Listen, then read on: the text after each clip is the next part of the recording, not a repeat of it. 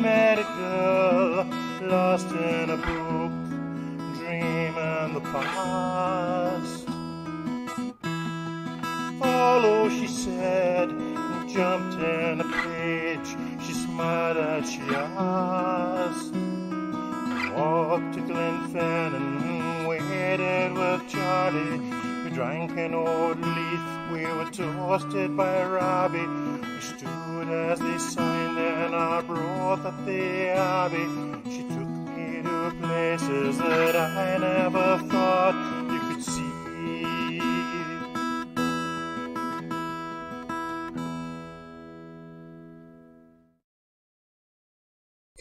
Hi, and welcome to another episode by Random Scottish History for Independence Live. We're going to discuss witchcraft in Scotland and how that went down for the people of the 16th, 17th and 18th centuries. I'm wearing a cloak that I made to be Raven from the Teen Titans a few years back, being the most witchy costume item I think I own, at least that I could find. There's a lot to get into here. Francis Legg wrote into the Scottish Review an article entitled Witchcraft in Scotland. That was for October of 1891, and he really lays the ground and the basis for what we're going to discuss here. The most of the information will come from his article, though we'll divert into other publications as they can fill out some of the details a wee bit more that he gives us. He tells us, in the history of Scottish witchcraft, there is nothing to excite the wonder which in some measure deadens the disgust with which we contemplate the deeds of a Philip the Fair or a Gilles de Retz. Here the victims are, with hardly an exception, such poor and wretched old women as are still to be found by scores in every parish, in town or country, while the persecutors are the pious, zealous, and, on the whole, learned clergy, whom we have been accustomed to reverence as the very patterns and exemplars of the milder virtues of Christianity. We are apt, while rightly condemning the cruelty and superstition of certain foreign ecclesiastics, to forget that there existed, at no very distant date, a tribunal in our own land, which, in both cruelty and superstition, actually exceeded the worst of foreign inquisitions. We know that the persecution of witches raged unchecked on the continent long before the coming of the German reformers, and that even after that date the witch hunters of Catholic Germany, Spain and Italy sought after their prey with a zeal as fiery, though hardly as searching as that of their Protestant contemporaries. All that is certain is that the fury spread from one country to another, disregarding the barriers of language, creed and race, until, about a century after it had shown itself in Central Europe, it reached the distant shores of Scotland. Here it continued for about the same length of time as in the place of its birth, to gradually expire in the same manner, and apparently from the same cause that had there brought about its decline. The beginning of witch persecution in Scotland is generally supposed to coincide with the passing of the Act of 1563, but this can hardly be accepted without some qualification. The civil law was always terribly severe against witchcraft, and in the proclamation of 1510 for regulating the proceedings at circuit courts, the judges were directed to inquire if there be any witchcraft or sorcery used in the realm. We even hear of some 14 or 15 witches being burned to Edinburgh in 1479 for compassing the death of James III by the familiar means of a wax image, and a similar tale is told with regard to the rather mythical King Duffus, about 961 CE-ish. It is probable, however, that unless the offence were coupled with some graver crime such as treason, the judges were satisfied with banishing the offender, and this is the punishment inflicted upon one Agnes Mulliken, who was arraigned before the High Court of Justiciary just before the Act came into operation. Why the legislature thought it necessary to increase the severity of the punishment is not very clear, and the words of the statute itself seem to point rather to an enlightened scepticism on the part of its authors than to any vehement belief in the extensive use of diabolic agency. After reciting that the Queen's Majesty and the three estates in this present Parliament are informed of the heavy and abominable superstition used by divers of the lieges of this realm by using of witchcraft, sorcery, and necromancy, and credence given thereto in times bygone against the laws of God, it goes on to enact that, for avoiding of all such vain superstition in times to come, no person shall use any manner of witchcraft, sorcery, or necromancy, nor give themselves forth to have any such craft or knowledge thereof, therethrough abusing the people, and then prescribes the penalty of death, as well as against such user or abuser as the seeker of the response or consultation.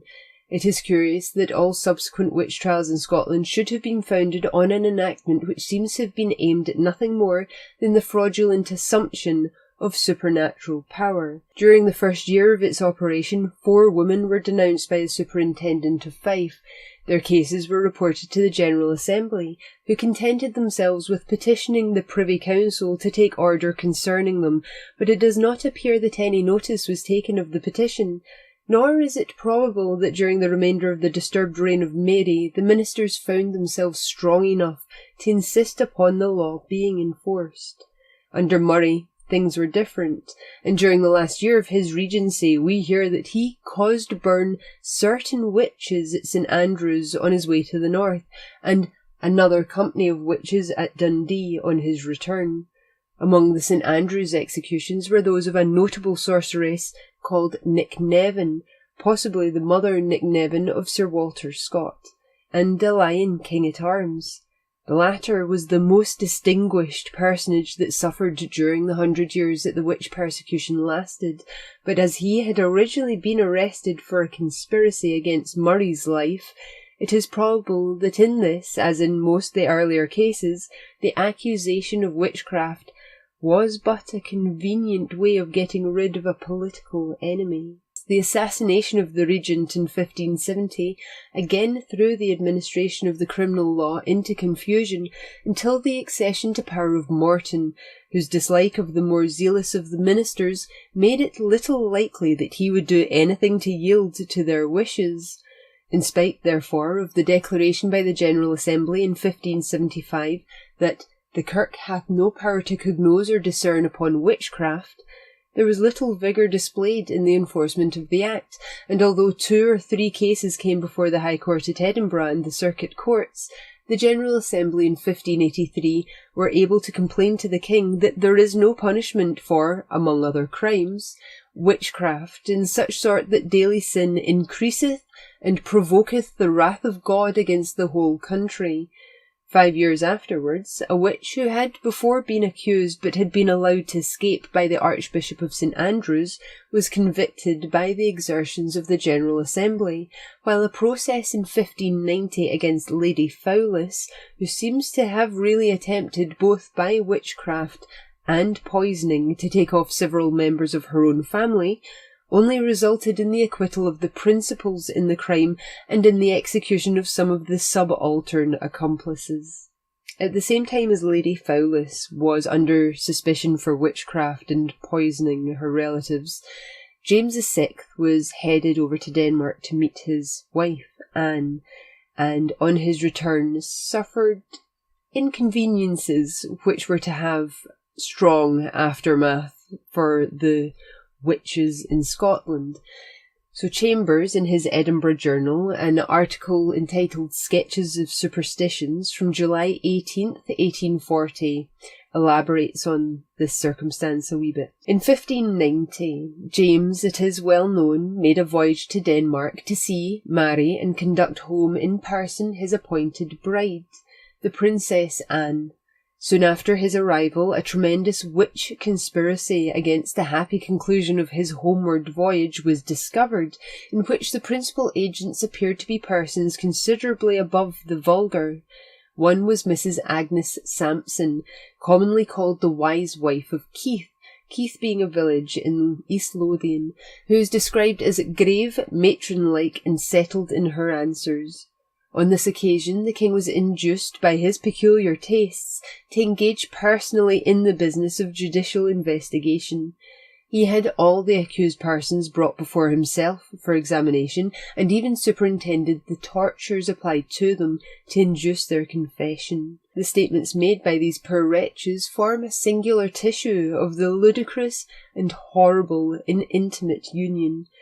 The said Agnes Sampson was after brought again before the King's Majesty and his council, and being examined of the meetings and detestable dealings of those witches, she confessed that upon the night of All Hallow Even she was accompanied, as well with the persons aforesaid, as also with a great many other witches, to the number of 200, and that all they together went to sea, each one in a riddle or sieve, and went in the same very substantially with flagons of wine, making merry and drinking by the way in the same riddles or sieves to the kirk of North Berwick in Lothian, and that after they had landed, took hands on the land and danced this reel or short dance, singing all with one voice, "Cummer go ye before, cummer go ye, gif you not go before, cummer let me," at which she confessed that Gillis Duncan did go before them, playing this reel or dance upon a small trump,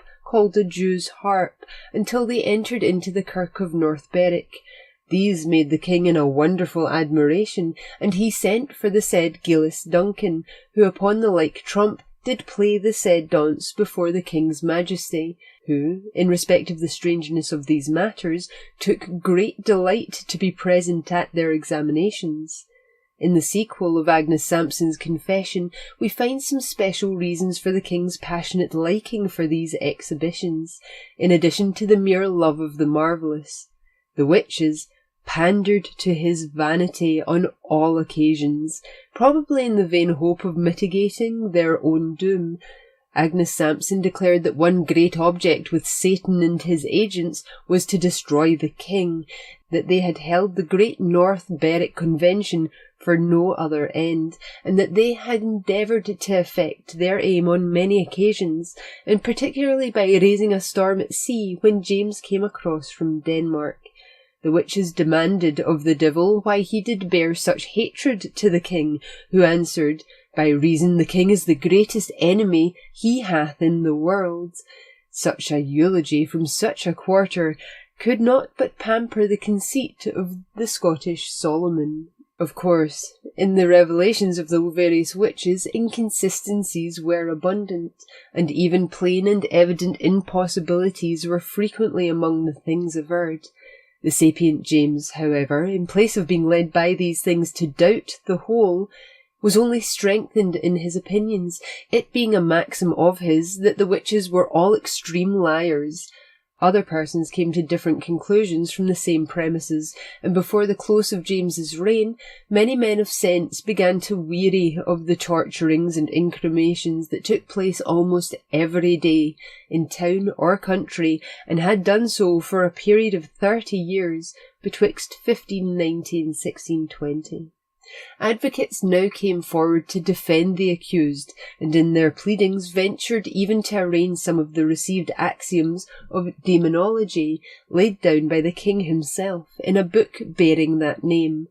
The removal of James to England moderated, but did not altogether stop, the witch prosecutions. After his death, they slackened most considerably. Only 8 witchcraft cases are on the record as having occurred between 1625 and 1640 in Scotland, and in one of these cases, remarkable to tell, the accused escaped. We'll go back to Francis Legg's article from the Scottish Review. He continues by telling us that up to this period, the ditties against the alleged witches are filled with recitals of such simple sorceries as the medicinal use of herbs and the performance of trivial and meaningless ceremonies.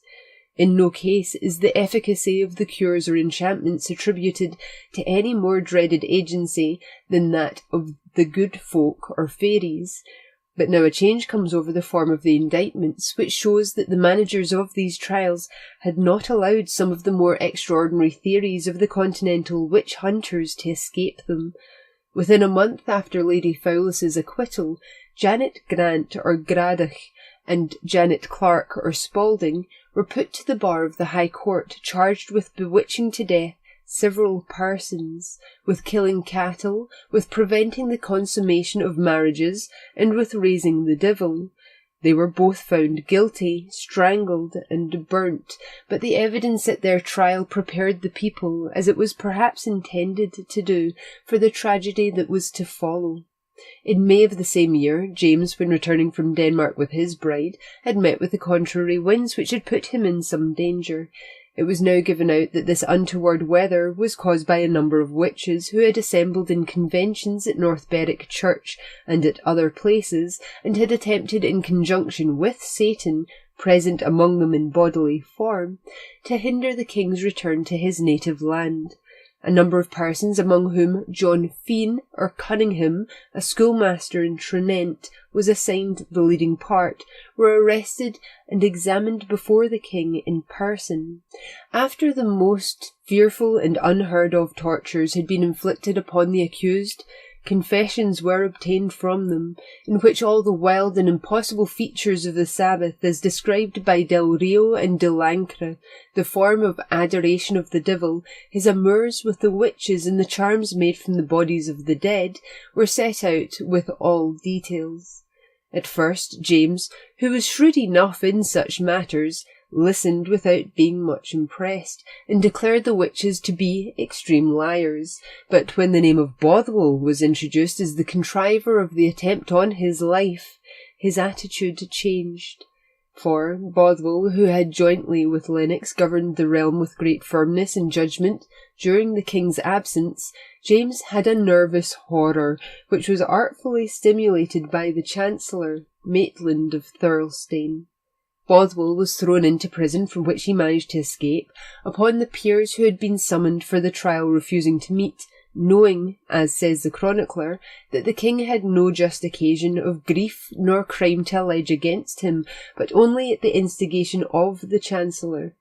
3 years later, having forced his way into James's presence, he demanded a trial, which resulted in his acquittal, but was proclaimed a rebel soon afterwards and died in exile. In the meantime, his supposed accomplices had been brought to trial and executed, the only person of note among them being Euphemia MacCallion, the daughter of Lord Clifton Hall, a senator of the College of Justice. From 60 to 200 persons were denounced. We are perhaps justified in assuming that at least 50 of these were convicted.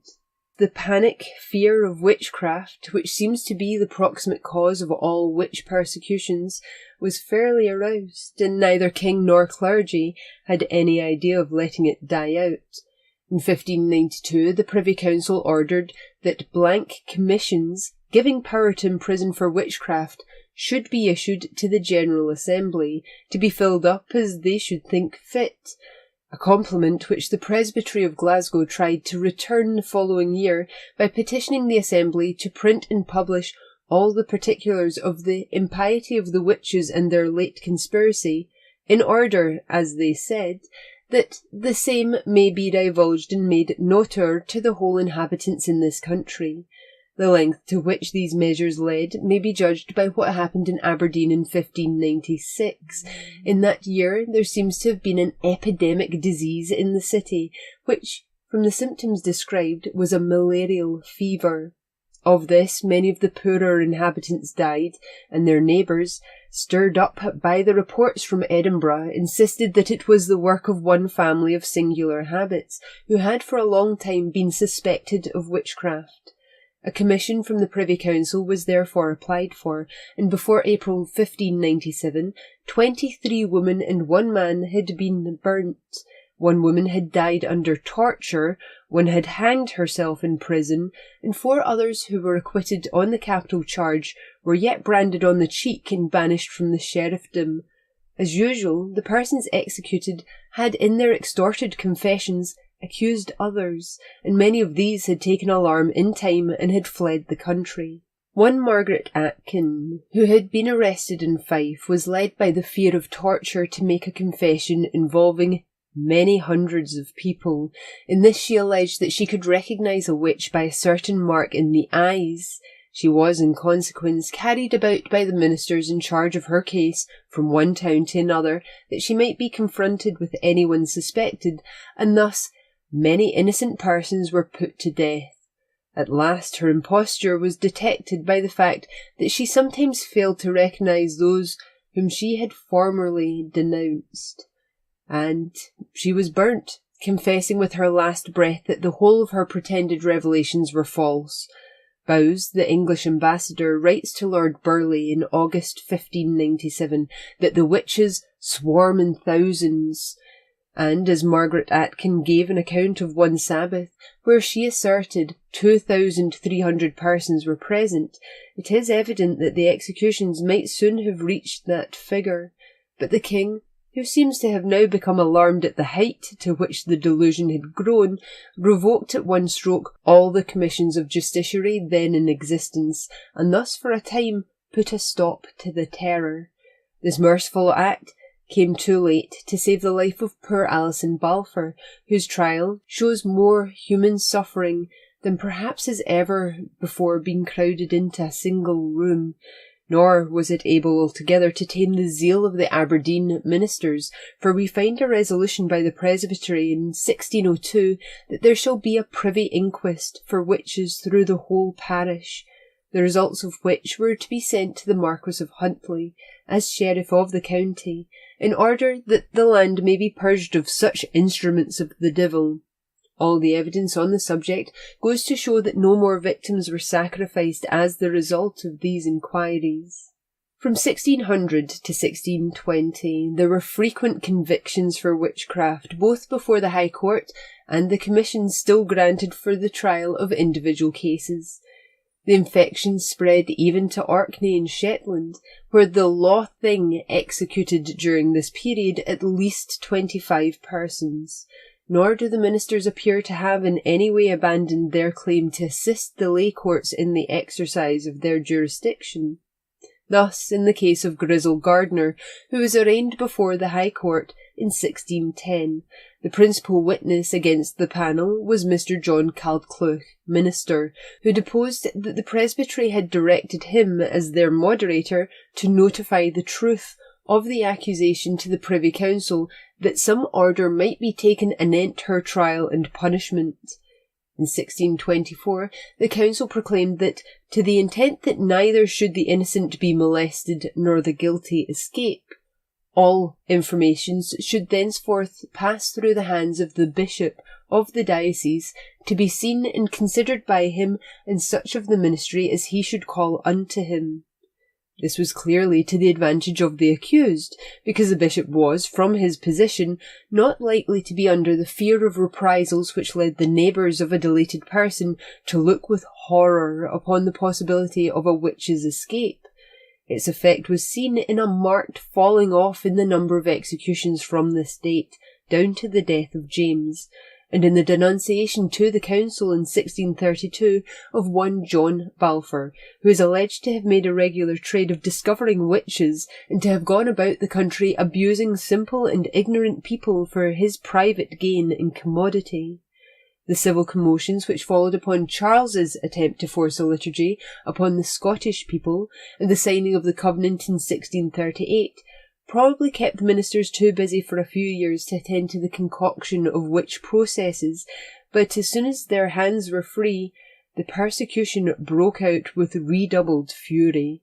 The General Assembly in 1640 called upon the Parliament and the judges to enforce unsparingly the laws against witchcraft, and from 1640 until the evasion of Cromwell there was no one to place any check upon their activity.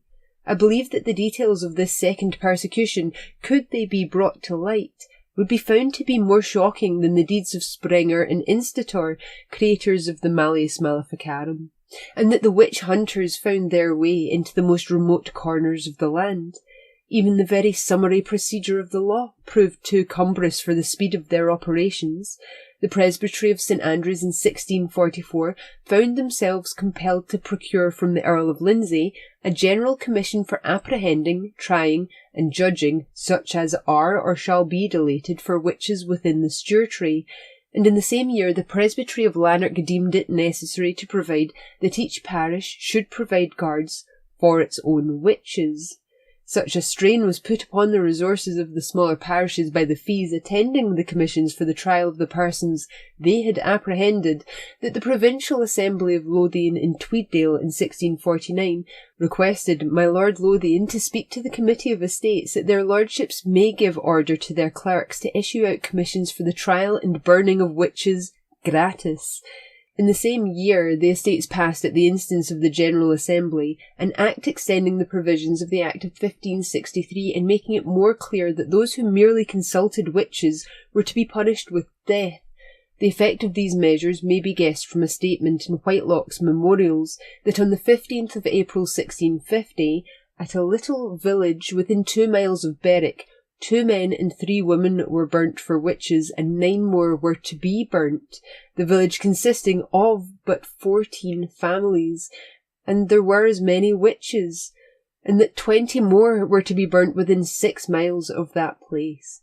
When Cromwell made his attempt to unite England and Scotland under one system of law, his Commissioner for the Administration of Justice found in their first circuit upwards of 60 prisoners awaiting trial for witchcraft. Most of these poor creatures had confessed, but on hearing how their confessions had been obtained, the commissioners directed that they should all be released. This proved to be the beginning of a more enlightened policy towards those accused of the crime, and during the continuance of Cromwell's supremacy, but very few were burnt. "There is much witchery up and down our land," writes Robert Bailey regretfully. "The English be but too sparing to try it, but some they execute."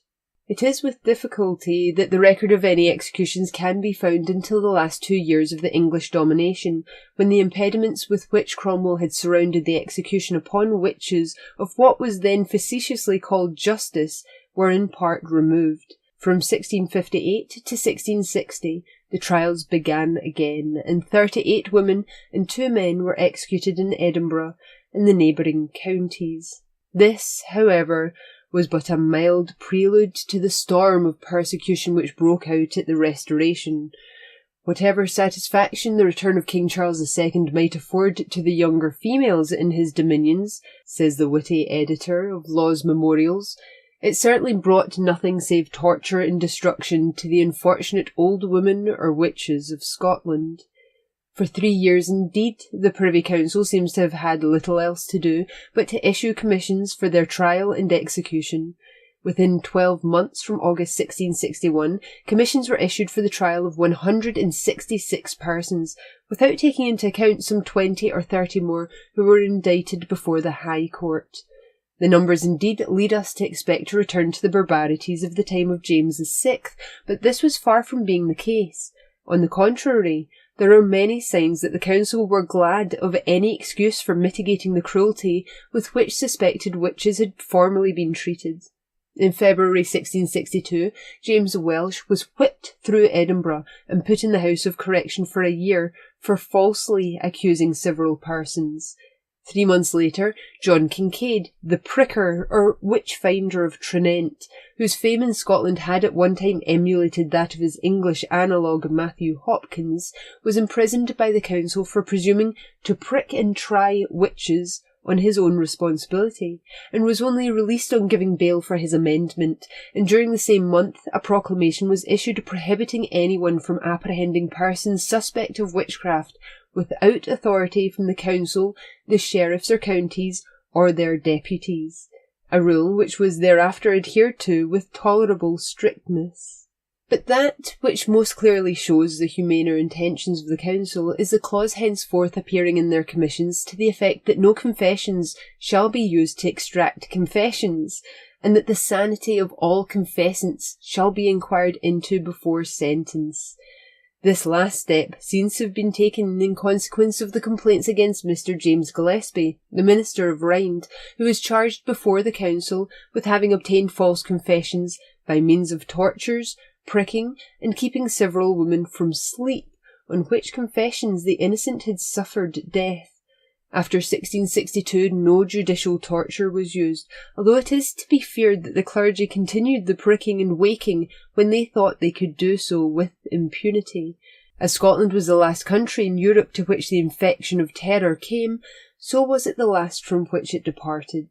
Sir George Mackenzie, writing in 1678, strongly asserts his belief in the existence of witchcraft, although he pleads for the better treatment of the accused. In 1680, the release of several suspects upon a report from Sir George Mackenzie to the Lords of Session that their confessions were not only absurd, but had been obtained by torture, seemed to have brought about the end of the persecution. For 16 years there were no more executions, and in 1684 a miserable old woman who had been imprisoned but not brought to trial was left to die in jail of cold and poverty, the King's advocate giving no great notice to such informations against witches. Chambers, in his Edinburgh Journal, before mentioned, dated July 18th, 1840, goes into a wee bit about the tortures that were used to elicit confessions from witches. In her confession, Mrs. Sampson implicated one Dr. Fian, otherwise called John Cunningham, master of the school at Saltpans in Lothian, a man whose story may be noticed at some length as one of the most curious and instructive in the whole annals of Scottish witchcraft. Mrs. Sampson deposed that Dr. Fian was always a prominent person at the witch meetings, and Gaylis Duncan, the marvellous trump player, confirmed this assertion. Whether made through heedlessness or malice, these averments decided Fian's fate. He was seized, and after being used with the accustomed pain provided for those offences inflicted upon the rest, first by throwing of his head with a rope, whereat he would confess nothing, and secondly being urged by fair means to confess his follies, which had as little effect. Lastly, he was put to the most severe and cruel pain in the world, called the boots, when, after he had received 3 strokes, being inquired if he would confess his acts and wicked life, his tongue would not serve him to speak, in respect whereof the rest of the witches willed to search his tongue, under which was found 2 pins thrust up into the head, whereupon the witches did say, now is the charm stinted, and showed that those charmed pins were the cause he could not confess anything. Then was he immediately released of the boots, brought before the king, and his confession was taken. Appalled by the cruel tortures he had undergone, Fian seems now only to have thought how he could best get up a story that should bring him to a speedy death. He admitted himself to be the devil's register or clerk, who took the oaths from all witches at their initiation, and avowed his having bewitched various persons. In proof of the latter statement, he instanced the case of a gentleman near Saltpans, whom he had so practised upon. He said that the victim fell into fits at intervals. This person, who seems to have been either a lunatic or afflicted with St. Vitus's dance, was sent for, and, being in his Majesty's chamber, suddenly he gave a great scritch and fell into madness, sometimes bending himself and sometimes capering so directly up that his head did touch the ceiling of the chamber, to the great admiration of his Majesty. On these and other accounts, Dr. Fian was sent to prison, but he contrived soon after to escape from it. By means of a hot and hard pursuit, he was retaken and brought before the king to be examined anew, but the unfortunate man had had time to think, and, like Cranmer, under somewhat similar circumstances, resolved to retract the admissions which the weakness of the body had drawn from him, and to suffer anything rather than renew them. He boldly told this to the king, and James, whom these records makers regard with equal contempt and indignation, ordered the unfortunate man to be subjected to the following most horrible tortures.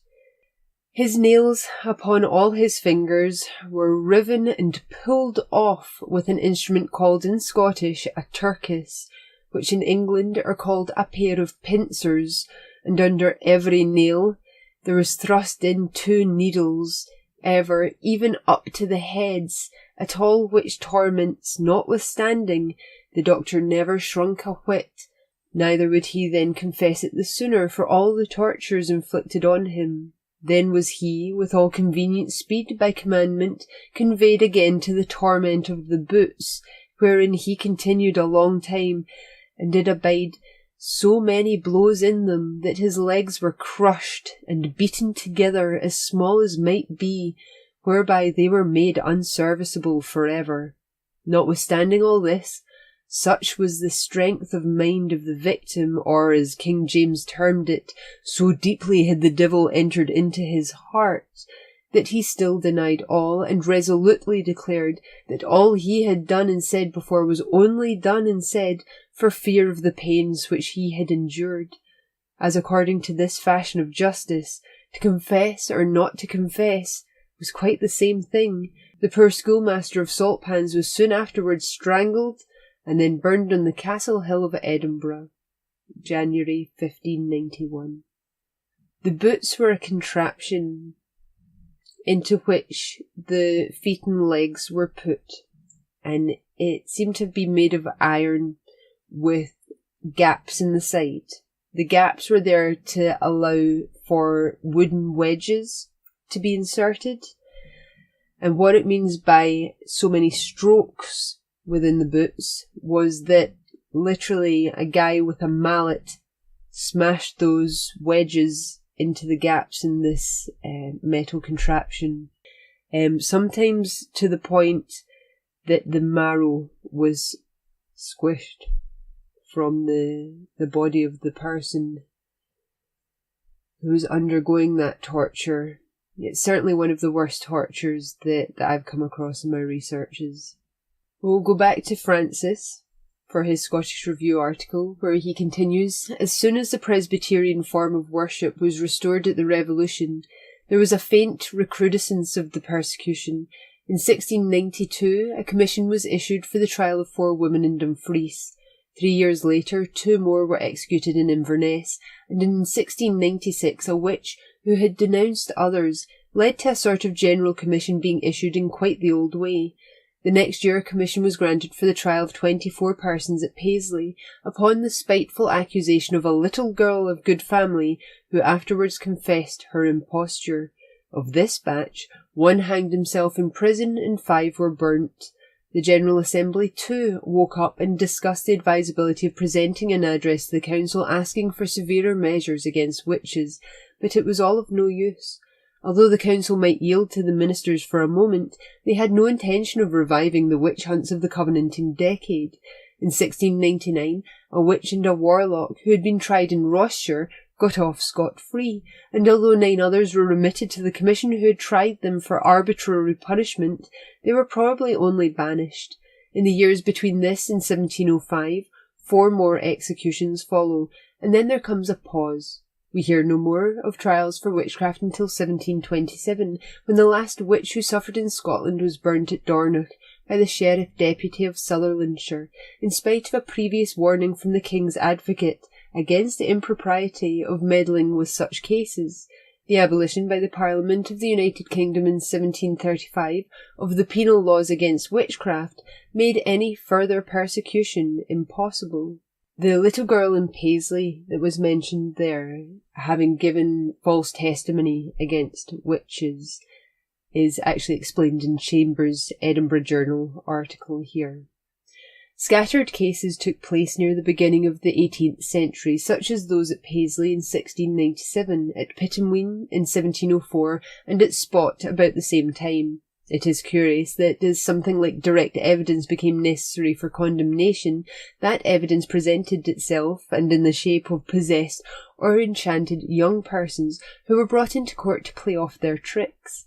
The most striking case of this nature was that of Christian Shaw, a girl about 11 years old, and the daughter of Mr. Shaw of Burgarren in Renfrewshire. This wretched girl, who seems to have been an accomplished hypocrite, young as she was, quarrelled with a maidservant, and to be revenged, fell into convulsions, saw spirits, and, in short, feigned herself bewitched. To sustain her story, she accused one person after another, till not less than 20 were implicated, some of them children of the ages of 12 and 14. They were tried on the evidence of the girl, and 5 human beings perished through her malicious impostures. It is remarkable that this very girl afterwards founded the thread manufacture in Renfrewshire. From a friend who had been in Holland, she learnt some secrets. In spinning and putting them skilfully in practice, she led the way to the extensive operations carried on in that department of late years. She became the wife of the minister of Kilmore's, and, it is to be hoped, had leisure and grace to repent of the wicked misapplication in her youth of those talents which she undoubtedly possessed. She should have been done for murder. One naturally asks for what crime these thousands of human beings were put to death. In the first place, it is impossible that a net so widely cast should not have caught within its meshes some real criminals. Such was Erskine of Dun, who was beheaded with his 3 sisters in 1613 for poisoning with herbs obtained from a reputed witch, 2 young nephews who stood between him and a rich succession. Others, again, were lunatics, like the Major Weir, familiar to the readers of Red Gauntlet. This wretch, who had all his life been noted for his piety, was hanged at Edinburgh in 1670 on his voluntary confession of crimes which, though horrible and revolting, certainly required no supernatural aid for their accomplishment. And we're going to get into Major Weir because he was an interesting character all on his own. So this information comes from James Grant's Old and New Edinburgh, which is an 1880 publication, a chapter entitled The West Bow, chapter 38 of volume 1. Major Weir, after a life characterised externally by all the graces of devotion, but polluted in secret by crimes of the most revolting nature, and which little needed the addition of wizardry to excite the horror of living men, fell into a severe sickness, which affected his mind so much that he made open and voluntary confession of all his wickedness. According to Professor Sinclair, the Major had made a compact with the devil, who of course outwitted his victim. The fiend had promised, it was said, to keep him scatheless from all peril, but a single burn. Hence the accidental naming of a man named Byrne by the sentinels at the Nether Beauport, when he visited them as a commander of the guard, cast him into a fit of terror, and on another occasion, finding Liberton Byrne before him, was sufficient to make him turn back trembling. His sick-bed confession, when he was now verging in his 70th year, seemed at first so incredible that Sir Andrew Ramsay of Abbottshall, who was Lord Provost from 1662 to 1673, refused for a time to order his arrest. Eventually, however, the Major, his sister, the partner of at least one of his crimes, and the black magical staff were all taken into custody and lodged in the toll booth. The staff was secured by the express request of his sister, and local superstition still records how it was wont to perform all the Major's errands for any article he wanted from the neighbouring shops that had answered the door when the pin was twirled, and preceded him in the capacity of a link boy at night in the lawn market. In his house, several sums of money in dollars were found wrapped up in pieces of cloth. A fragment of the latter, being thrown on the fire by the baillie in charge, went up the wide chimney with an explosion like a cannon, while the dollars, when the magistrate took them home, flew about in such a fashion that the demolition of his house seemed imminent. While in prison he confessed without scruple that he had been guilty of crimes alike possible and impossible. Stung to madness by conscience, the unfortunate wretch seemed to feel some comfort in sharing his misdeeds with the devil, yet he refused to address himself to heaven for pardon. To all who urged him to pray, he answered by wild screams, "Torment me no more, I am tortured enough already," was his constant cry, and he declined to see a clergyman of any creed, saying, according to law's memorials, that his condemnation was sealed, and since he was to go to the devil, he did not wish to anger him. When asked by the minister of Ormiston if he had ever seen the devil, he answered that any feeling he ever had of him was in the dark. He and his sister were tried on the 9th of April 1670 before the Justiciary Court. He was sentenced to be strangled and burnt, the usual punishment for witchcraft in Scotland. Between Edinburgh and Leith, and his sister Griselle, called Jean by some, to be hanged in the Grassmarket. When his neck was encircled by the fatal rope at the place of execution, and the fire that was to consume his body, the burn, to which, as the people said, the devil had lured him, he was bid to say, "Lord, be merciful to me." But he only replied fiercely and mournfully, "Let me alone, I will not. I have lived as a beast and must die like a beast." When his lifeless body fell from the stake into the flaming pyre beneath, his favourite stick, which, according to Ravaillac Redivivus, was all of one piece of thornwood with a crooked head, and without the aid of which he could perform nothing, was cast in also, and it was remarked by the spectators that it gave extraordinary twistings and writhings, and was as long in burning as the Major himself. The place where he perished was at Greenside, on the sloping bank, whereon in 1846 was erected the new church so called. If this man was not mad, he certainly was a singular paradox in human nature, and one of a kind somewhat uncommon.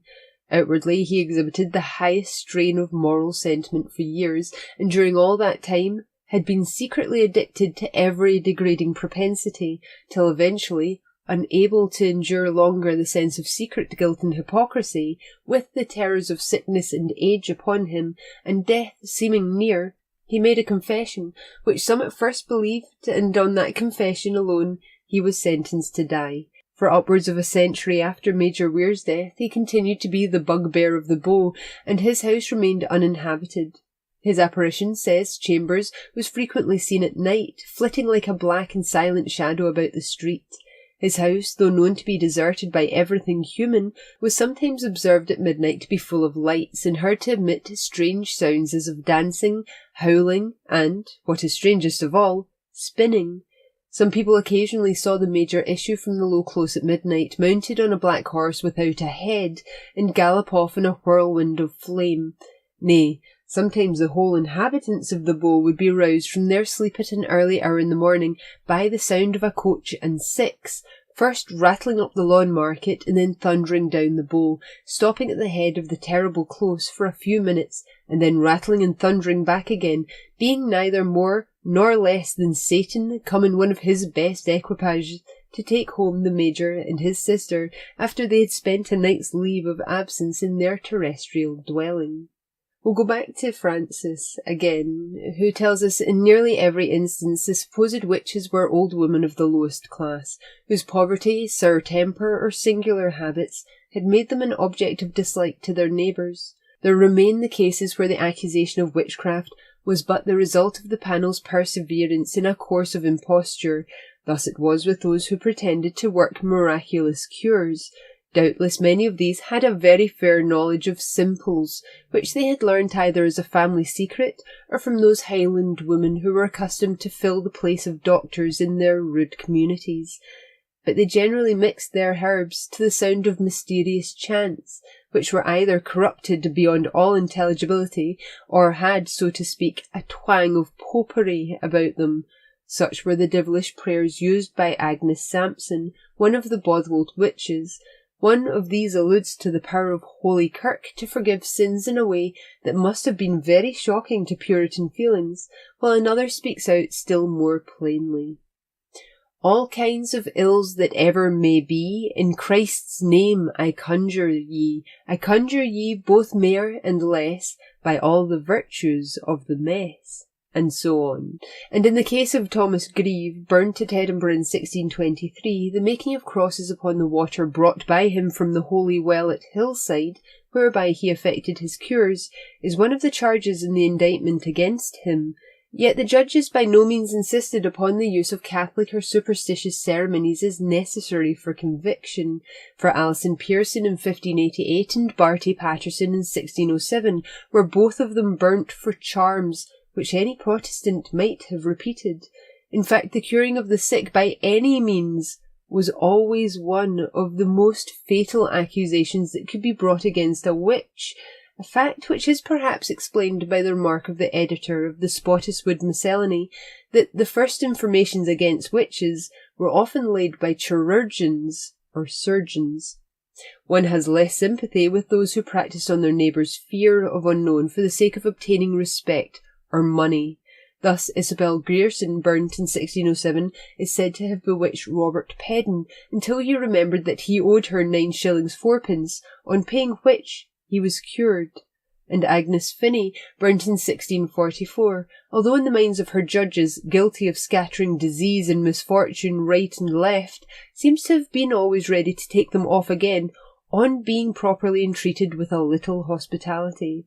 No doubt, many of these old dames, like other charlatans, came at last really to believe in their own power to inflict injuries. If ceremonial magic was ever used in Scotland, it was among the nobles and ladies of the court, and certainly never was put in evidence in any witch trial, for the spells used by the witches of Fife and Lothian were, like the all sorts of thrums and threads cut of all colours, with a piece of crooked wire like a fish hook, the possession of which was enough to condemn Janet Lucas in 1597, merely the fetishes to which barbarous people in all ages seemed to have attached faith.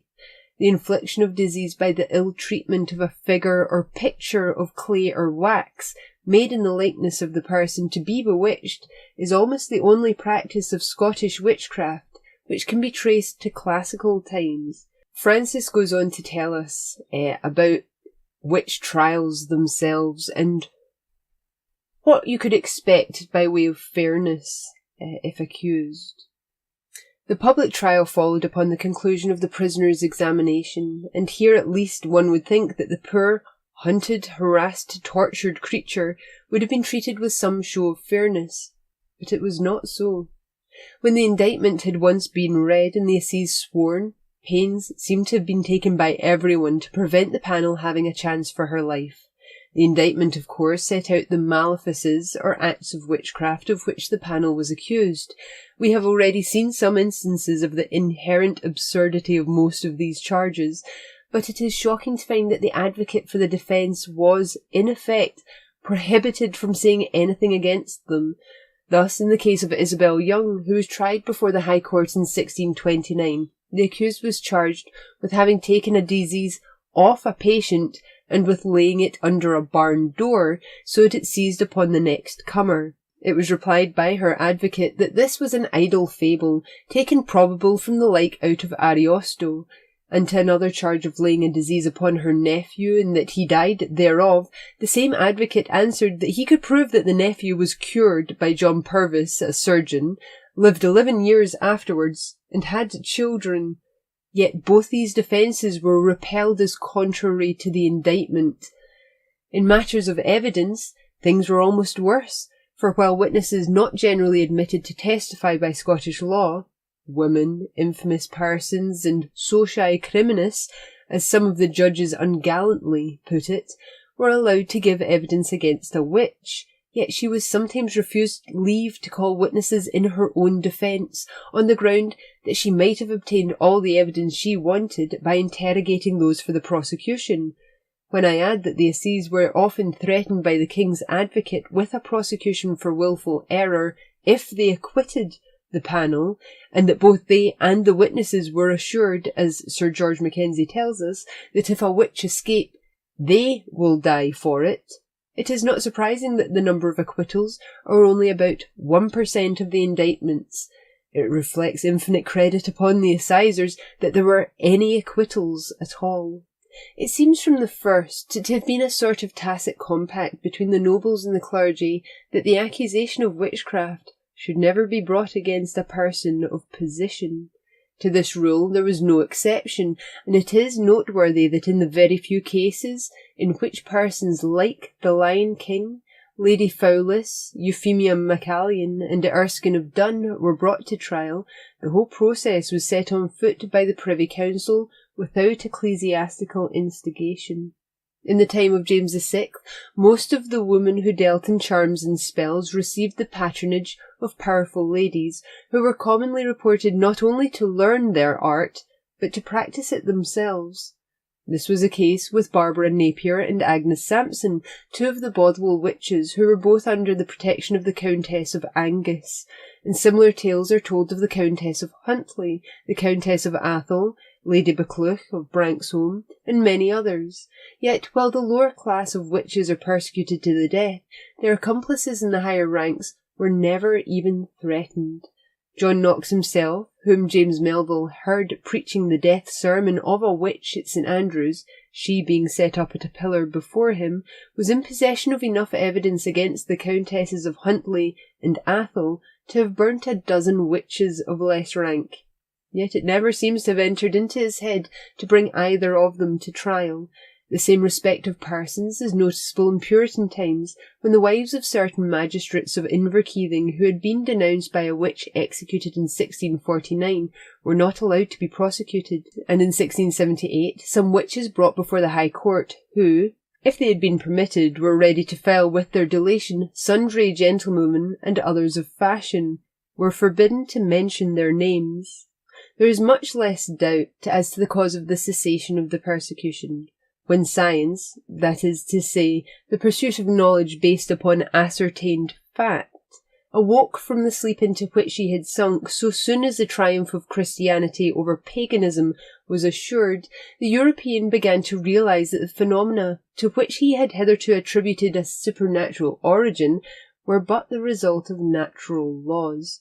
It was not that science, as a great part of the Scottish clergy then taught, was sapping the foundations on which the belief of the supernatural rested, but that she was every day reducing the area within which the action of the supernatural was, I do not say possible, but necessary. It was clearly impossible for any educated Scottish man to believe that disease could be caused or cured by a witch, when Sydenham was working out the true principles upon which the treatment of disease should be based.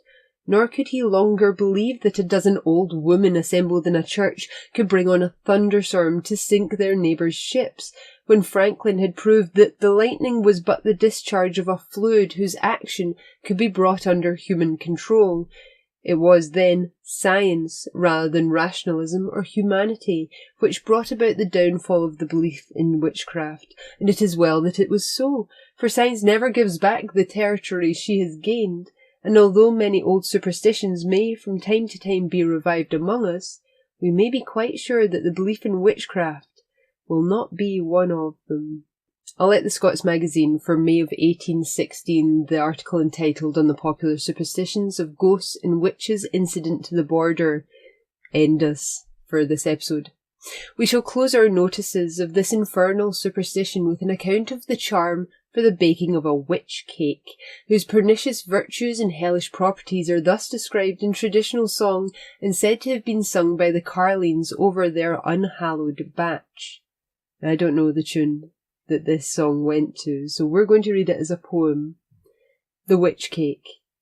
I saw yestreen, little wis you what I saw yestreen. The black cat puked out the grey cat's een, at the hip o' the hemlock now yestreen. Where her tail her teeth she whummelled round, till twa starns shot frae the lift aboon, and she hawked them ere they wan to the green. She turned them round i' her mouth and chowed, till the slaver fell in her grey een loud, then drabbled them wi' a black nut's blood, and becked a bannock and ca'd it good. She heard it wheel wi' a blink o' the moon, and drapped it wi' the rime aboon. Syne widdershins thrice she whirled it roun', a feast for the bonniest lass i' the town. Gor place a bit to the bride's left sleeve, and a bit mid the bridal blanket's leave. They may suck the ale frae the bizzing horn, it's a warrant they'll skirl ere it be morn. Gor place a bit at yon cradle head, the bairn will gasp wi' the smeeket bread, and though its mither should rock till day, the wretch shall screech it's won away. Such are a few of the more prominent features of this once dreadful superstition, but which have in a great measure faded before the omnipotent agency of reason and truth.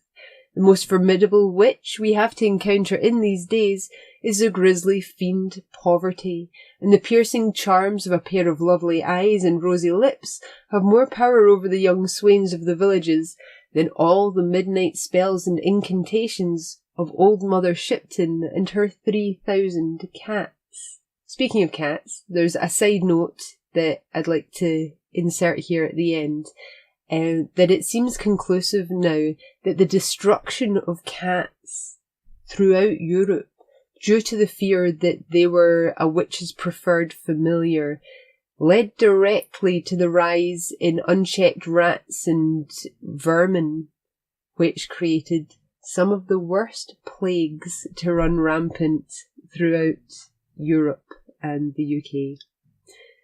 So there we go. It would have been better to leave the witches and their cats alone, eh? So on that note, thank you very much for joining me for another episode, and we may see you next time. Take care.